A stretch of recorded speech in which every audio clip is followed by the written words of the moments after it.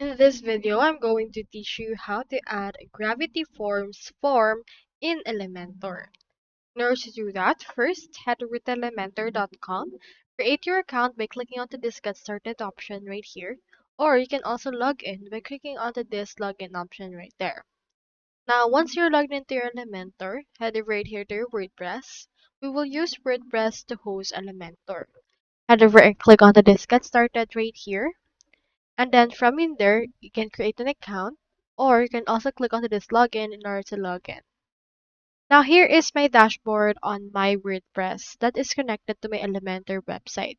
We need to actually first install Gravity Forms. You can head over right here to your plugins option that you can see right here. Click onto this add plugin. And then after that, click onto the search bar and then search in here for Gravity Forms. Search for it right there and you should be able to find it right here. Here is Gravity Forms. Head over and click on it.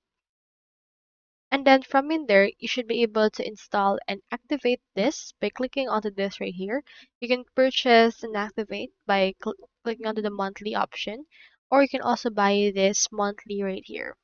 Now, you can just create a form or choose a template from Gravity Forms, and they should be able to provide you an HTML code or a shortcode for that particular widget.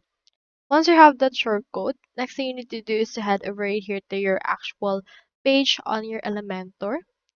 And then make sure to open the Elements tab by clicking onto this plus icon. Search in here for HTML and then drag and drop it right here.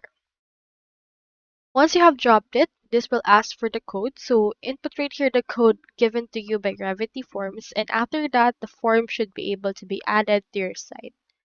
So that's how you add a Gravity Forms form in Elementor.